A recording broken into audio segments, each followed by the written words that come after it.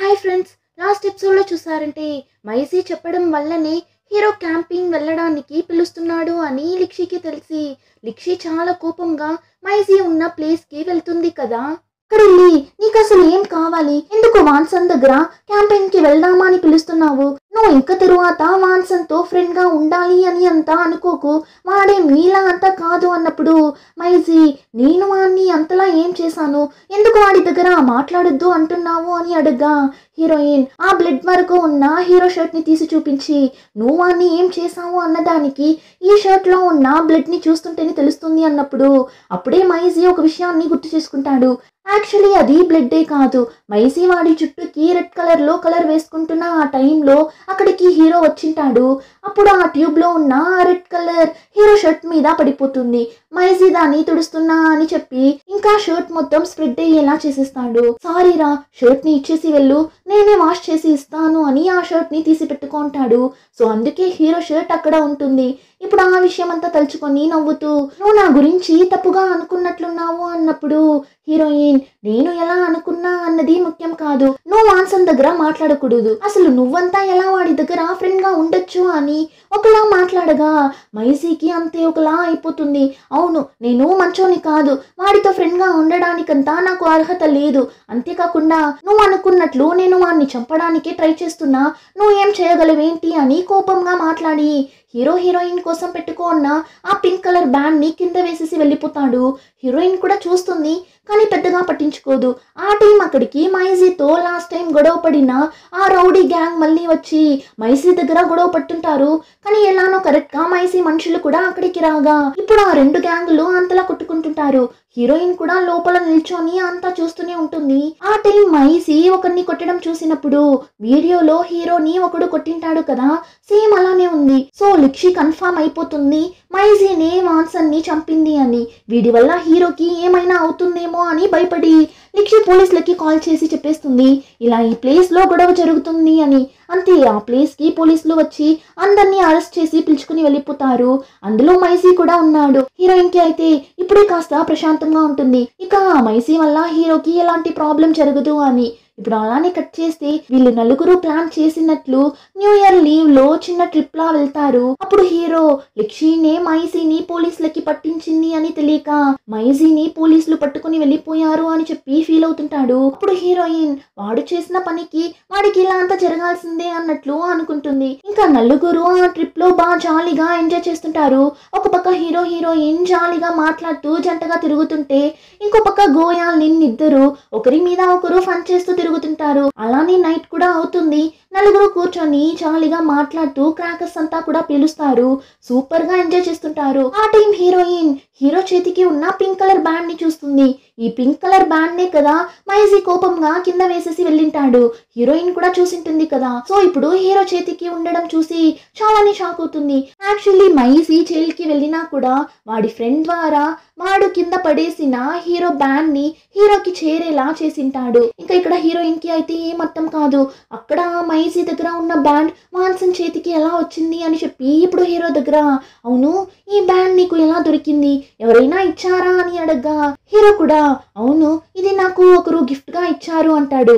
అంతలా ఎవరిచ్చారు అని అడగ్గా హీరో నా లైఫ్ లోనే నాకు చాలానే ముఖ్యమైన ఒక పర్సనే నాకు దీన్ని గిఫ్ట్ గా ఇచ్చారు అన్నట్లు చెప్పగా హీరోయిన్ కి పిచ్చి లేస్తుంది.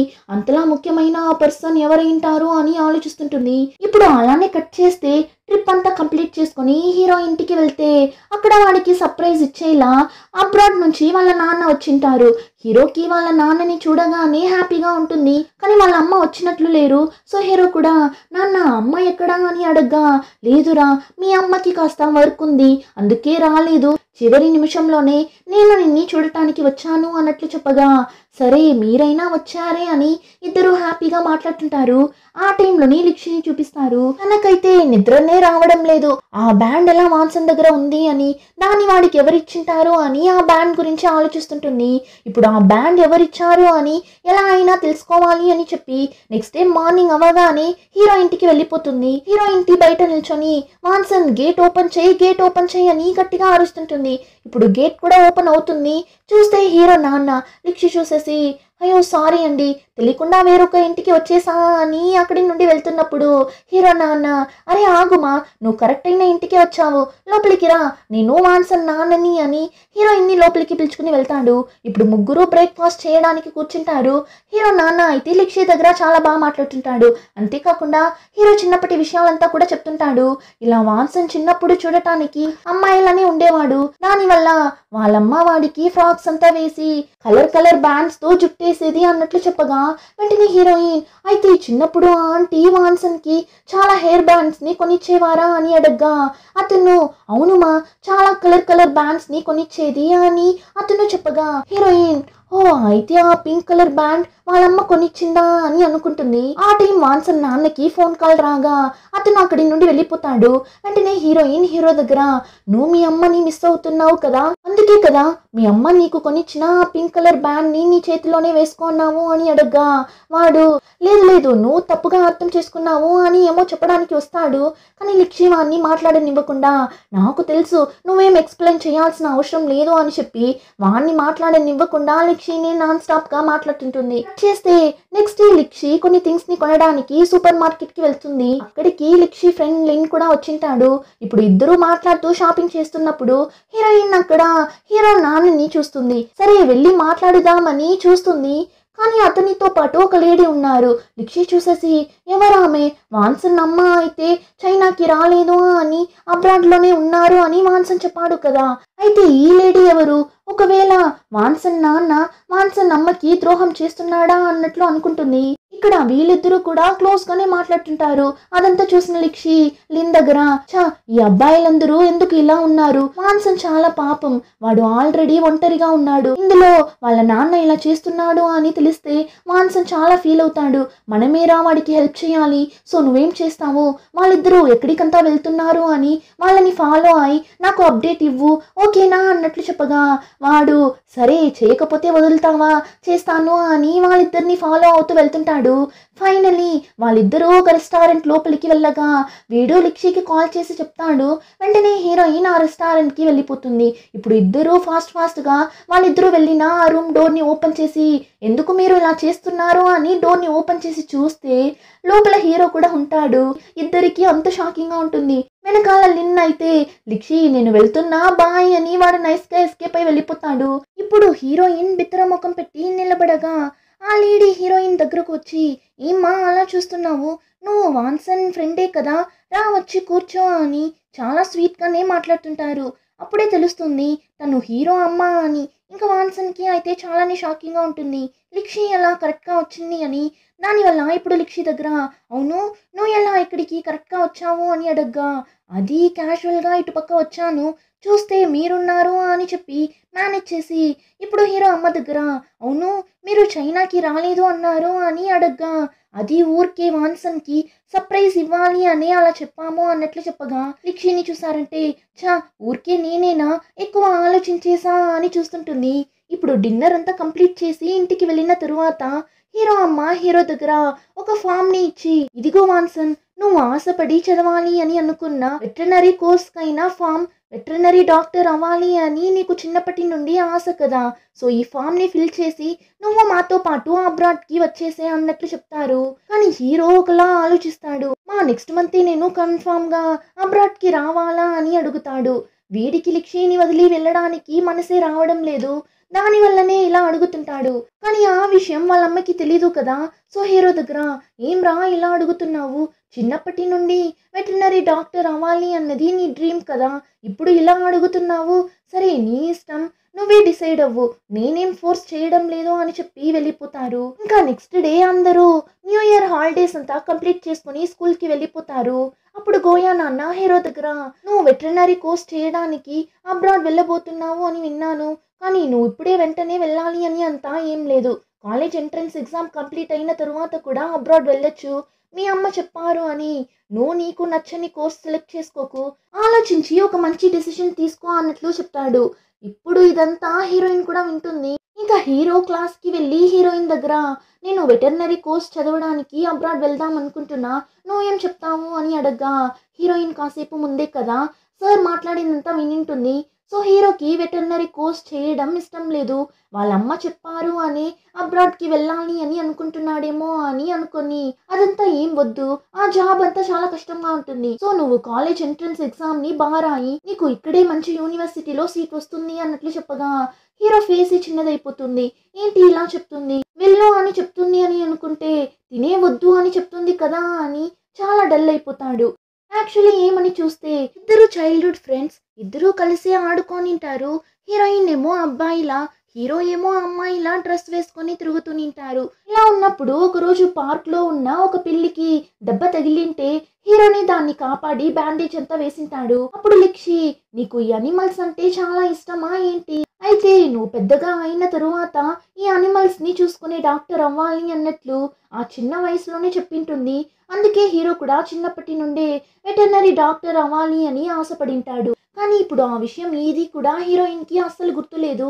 చెప్పాలి అంటే వాన్సన్ తన చైల్డ్‌హుడ్ ఫ్రెండ్ అన్న విషయాన్ని లిక్షి మర్చిపోయింటుంది. ఏమంటే చిన్నప్పుడే హీరో ఫ్యామిలీ వేరొక ప్లేస్‌కి షిఫ్ట్ అయ్యి వెళ్ళిపోవడంతో హీరోయిన్ హీరోని మర్చిపోయింటుంది. కానీ హీరో మాత్రం మర్చిపోయిండడు. చాలా రోజుల తరువాత మిడిల్ స్కూల్‌లో మళ్ళీ లిక్షిని చూసింటాడు. ఫైర్ యాక్సిడెంట్ అప్పుడు కూడా లిక్షిని కాపాడింటాడు కదా! ఇప్పుడు హీరో ఎందుకు తను అంతా మర్చిపోయింది అని చాలా ఫీల్ అవుతుంటాడు. స్కూల్‌కి వెళ్ళినా లిక్షితో మంచిగానే మాట్లాడడు. డల్‌గానే తిరుగుతుంటాడు. లిక్షి హీరోని ఇలా చూసేసి అబ్రాడ్ వెళ్ళడం ఇష్టం లేకనే ఇలా చేస్తున్నాడు అని అనుకొని, ఇప్పుడు ఎలా వాడిని నార్మల్ చేసేది అని చెప్పి ఏం చేస్తుంది, హీరో అమ్మని వెళ్ళి మీట్ అయి మాట్లాడుతుంది. ఆంటీ, మీరెందుకు ఇలా అంతా చేస్తున్నారు? వాడికి అబ్రాడ్ వెళ్ళడమే ఇష్టం లేదు. ఆ వెటర్నరీ కోర్స్ చదవడమే ఇష్టం లేదు కదా! మరి మీరెందుకు వాన్సన్ని ఫోర్స్ చేస్తున్నారు? వాడు చాలా పాపం అన్నప్పుడు హీరో అమ్మ, నేనెందుకు నా కొడుకుని ఫోర్స్ చేయబోతాను? వాడు చిన్నప్పుడే కిండర్ గార్డెన్ చదువుతున్నప్పుడే ఒకరోజు నా దగ్గరకు పరిగెత్తుకుంటూ వచ్చి, అమ్మా, నేను ఈ అనిమల్స్‌ని చూసుకొని డాక్టర్ అవుతాను అన్నాడు. ఆ వయసులో వాడికి వెటర్నరీ డాక్టర్ అని కూడా చెప్పడం రాదు. అయినా కూడా వాడికి అప్పటి నుండే ఆ డ్రీమ్ ఉన్నింది. సో అంతా వాడు ఆశపడిందే. అందుకే వాడి కోసం మేము అబ్రాడ్‌లో ఒక మంచి కాలేజ్‌ని సెలెక్ట్ చేసి ఇప్పుడు ఎగ్జామ్‌ని రాయమంటున్నాం. అంతే తప్ప మేము వాడిని ఫోర్స్ అంతా చేయలేదు అని చెప్పి ఇప్పుడు హీరోది చిన్నప్పటి ఫోటోని చూపిస్తారు. వాన్సన్ చైల్డ్‌హుడ్ ఫోటో ఇది. నేను వాడికి చిన్నప్పుడు అమ్మాయిలనే డ్రెస్ వేసేదాన్ని అన్నట్లు చెప్తారు. ఇప్పుడు హీరోయిన్ కూడా ఆ ఫోటోని తీసి చూస్తుంది. ఆ ఫోటోలో ఉన్న చిన్నప్పటి హీరోని చూసిన తరువాతనే లిక్షికి చిన్నప్పుడు జరిగిన విషయాలంతా గుర్తొస్తుంది. ఆ రోజు పార్క్‌లో పనిచేసే అతను వాళ్ళ దగ్గర ఆ పిల్లిని తీసుకొని, మీరిద్దరూ కలిసి ఈ పిల్లిని కాపాడారు. సో మీకు నేను ఈ గిఫ్ట్‌ని ఇస్తున్నా అని 2 పింక్ కలర్ బ్యాండ్‌ని హీరోయిన్ దగ్గర ఇచ్చేసి వెళ్తాడు. అప్పుడు హీరోయిన్ అందులో ఒకటి హీరోకి ఇచ్చి, నువ్వు పెద్దగా అయ్యి ఈ అనిమల్స్‌ని చూసుకొని డాక్టర్ అవ్వాలి అని చెప్పింటుంది. అదంతా ఇప్పుడు లిక్షికి గుర్తు రాగా ఫాస్ట్‌గా ఇంటికి వెళ్ళి దేని గురించో వెతుకుతుంటుంది. వాళ్ళ అమ్మ చూసేసి, హే లిక్షి, అంతలా ఏం వెతుకుతున్నావు అని అడగ్గా, అది మా చిన్నప్పుడు నేను ఒక బాక్స్ పెట్టుకుంటాను కదా, అది ఎక్కడ ఉంది అని అడగ్గా వాళ్ళమ్మ కూడా పైన సెల్ఫ్‌లో నుండి తీసిస్తారు.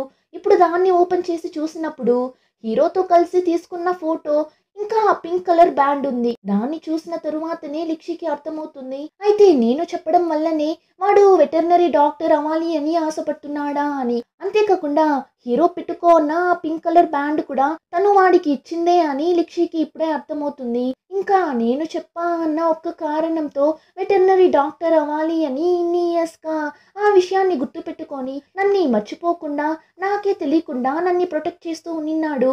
కానీ నేను అంత ఈజీగా వాడిని మర్చిపోయా కదా అని చాలా గిల్టీగా ఫీల్ అవుతుంది. ఇప్పుడు నెక్స్ట్ డే స్కూల్‌కి చాలా హ్యాపీగా వెళ్తుంది. హీరో దగ్గర నిజం చెప్పాలి అని. కానీ హీరో స్కూల్‌కి వచ్చిండడు. ఏంటి వీడు స్కూల్‌కి రాలేదు అని హీరోయిన్ ఆలోచిస్తూ కూర్చుంటుంది. అప్పుడు లిన్ ఫాస్ట్‌గా వచ్చి, హే లిక్షి, మన స్కూల్లో నుండి ఎవరో అబ్రాడ్‌కి వెళ్తున్నారంట కదా! నాకెందుకో వాన్సన్ని మన దగ్గర చెప్పకుండా అబ్రాడ్‌కి వెళ్ళిపోయాడేమో అనిపిస్తుంది. చూడు, వాడు ఈరోజు స్కూల్‌కి కూడా రాలేదు అన్నట్లు చెప్పగా అంతే లిక్షి భయపడిపోతుంది. వెంటనే వాన్సన్ ఇంటి దగ్గరకు పరిగెత్తుకుంటూ వెళ్ళి గేట్‌ని ఓపెన్ చేయండి అని అంతలా అరుస్తుంది. కానీ ఎవరు గేట్‌ని ఓపెన్ చేయరు. ఎంతసేపు అయినా ఎవరూ రారు. అంతే హీరోయిన్ మనసే విరిగిపోతుంది. అలానే ఏడుస్తూ అక్కడి నుండి వెళ్తుంటుంది. అలానే ఎపిసోడ్ కంప్లీట్ అవుతుంది. రిమైనింగ్ స్టోరీని నెక్స్ట్ ఎపిసోడ్‌లో చూద్దాం. ఇంకా ఈ వీడియో నచ్చితే లైక్, షేర్ అండ్ సబ్స్క్రైబ్.